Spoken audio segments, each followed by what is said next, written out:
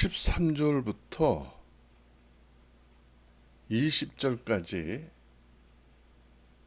그 부분을 여러분들이 어떠한 내용을 관심을 더 많이 가져야 되는가?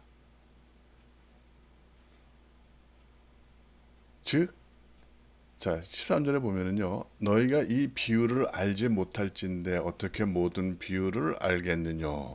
뿌리는 자는 말씀을 뿌리는 것이라. 그래서 뿌리는 자, 씨 뿌리는 자, 농부 쭉 계속해서 얘기 나오죠. 그래서 이 맥이라는 걸 그래서 얘기하는 겁니다, 여러분들한테.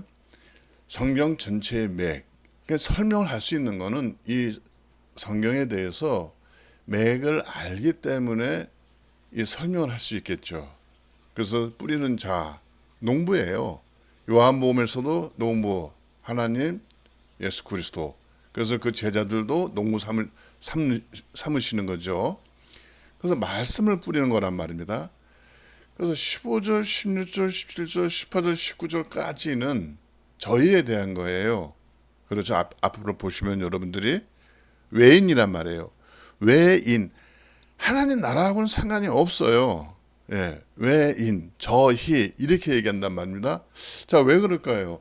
가르쳐 주어도 말씀을 해도 비유로 설명을 해도 같지를 않습니다. 연합을 하지 않습니다. 그렇죠? 예, 이제 이런 걸 여러분들이 그 뜻을 이해하겠죠. 그렇기 때문에 그렇다 그러면 이제 좋은 땅을 보자는 겁니다. 왜냐면 이제 저희와 외인들 그 무리 중에 모인 무리 중에 이렇게 있다 이 부분을 얘기해 주는 거예요. 그러면 이제 좋은 땅을 설명해 주지 않습니까? 자, 좋은 땅에 뿌렸다는 것.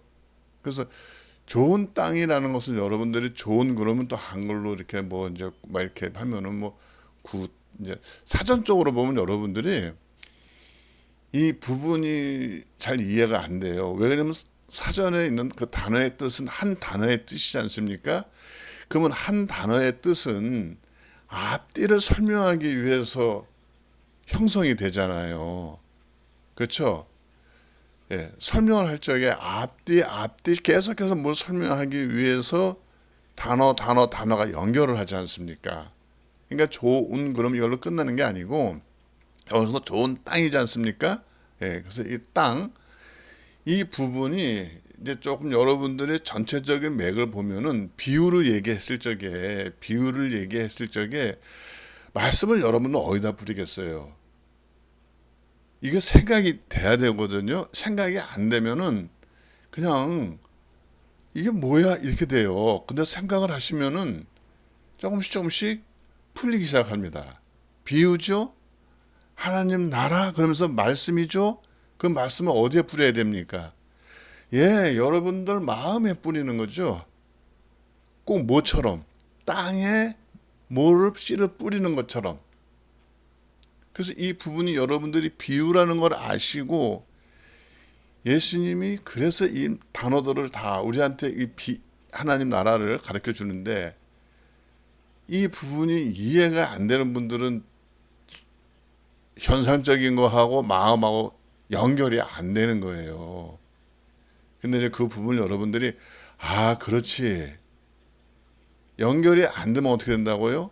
결실하지 못하고 외인이 돼버리고 저희로 끝나버려요. 하나님 나라하고는 거리가 멀게 됩니다. 들어도 멀게 돼요. 근데 들으면 들을수록 자꾸 계몽이 되면 될수록 반복되면 될수록 어떻게 됩니까? 결합이 되는 거예요. 하나가 되는 거예요.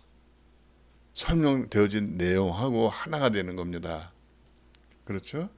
그래서 말씀을 듣고 받아요. 이 받아가 영접하는 겁니다. 그 내용 그대로 영접을 하는 겁니다. 그래서 이런 부분들이 그냥 우리 받고 땅으로 보니까 이렇게 여러분들이 거기까지만 생각하시는 거지. 이 부분을 여러분들이 그 맥을 조금씩 이해가 되고 연결이 되고 이렇게 하면은 이 단어가 이게 이제 좀 넓게 이제 해야 되겠죠. 그러면 성경 전체에서 맥이라는 거는 이런저런 단어들로 다 설명했을 거 아니겠습니까? 이걸 맥이라고 그래요. 전체의 흐름, 그걸 맥이라고 그럽니다. 그래서 이게 이제 구약에 가면 히브리어로는 나사, 들어 올리는 것, 나르는 것, 옮기는 것 이런 뜻이에요. 이게 받는다는 뜻이. 또 뭐도 있냐면은 기뻐하다. 얼마나 기쁘겠습니까? 그 말씀이 계몽이 되는데 깨달아지는데 호의를 보이다 받아들이다 이런 단어들을 받는다 받았다 이렇게 얘기합니다. 그 받으면 어떻게 된다고요? 30배, 60배, 100배의 결실을 하게 돼요. 그러니까 이 부분도 숫자로 이해하시면 여러분 어떤 크기로 이해를 하시겠죠? 그러면 이해가 되지 않지 않습니까? 크기로 얘기를 하면은. 그래서 이 부분을 여러분들이 또 구약에 미처 그것이 하나님 나라를 알지 못했던 것, 말라기에서도 보면은 하나님 나라 그 성전문을 닫아버리라고 그래요. 예. 이런 부분을 여러분들이 성경 전체의 그 맥을 이해하면서 이 말씀을 묵상하면은요 굉장히 깊은 은혜를 받게 되는 겁니다. 그래서 30배, 60배, 100배 이것도 그냥 숫자적인 게 아니라 여러분 성경에서 보면 이 셋째 날이라는 게 나오지 않습니까? 이 3이라는 것은 그런 뜻이 아니라 이제 이걸 이제 같이도 여러분들하고 이제 하는데 말씀을 자꾸 영접하고 깨닫게 되면 어떻게 돼요? 그분이 누구라는 걸 알죠? 그래서 존재가 드러나는 거예요. 그 말씀하신 그 내용의 형상을 형태, 형국 여러 가지로 그 내용이 여러분 속에서 눈에 띄게 되는 겁니다. 그거를 뭐라 그런다고요? 이렇게 비유를 그렇게 얘기를 해요. 근데 이제 이 부분은 또 이제 뭐가 있습니까? 60배도 있죠.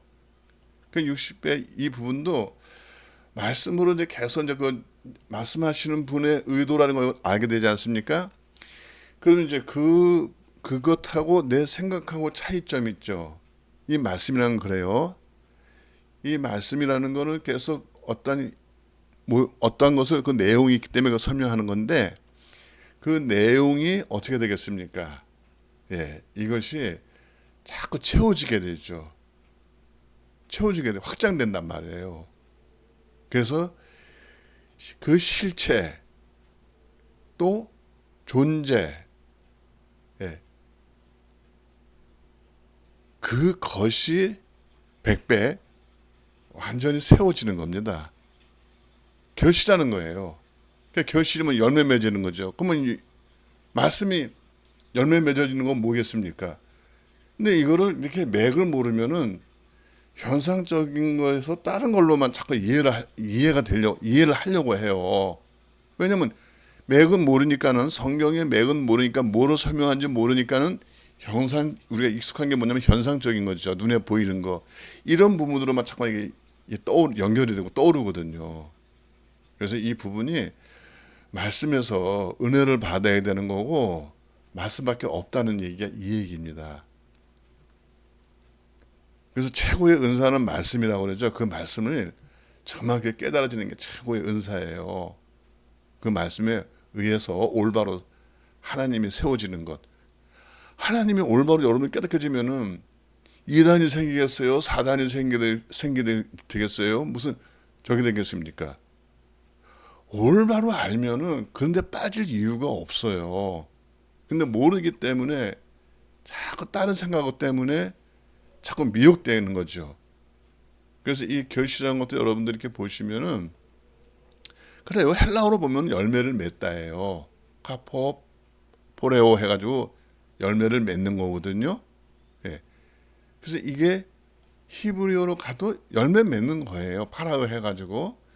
근데 말씀이기 때문에 그 말씀, 그 내용이 어떻게 열매가 되냐는 게 어떻게 결실이 되냐는 얘기예요. 말씀을 자꾸 비유를 깨달으면은 결론이 젖어야 되지 않습니까? 텔로스가 일어나야 되거든요. 이러한 부분을 확인하고 예수님이 이거를 설명해 주는 거예요. 율법에 꽉 묶여 있는 자들한테 하나님 나라하고는 거리가 먼 자들한테 이렇게 이 일을 시작한 겁니다. 그걸 여러분들한테 또 같이 확인하면서 은혜를 나누는 것이고요. 예, 여기까지 합니다. 감사합니다.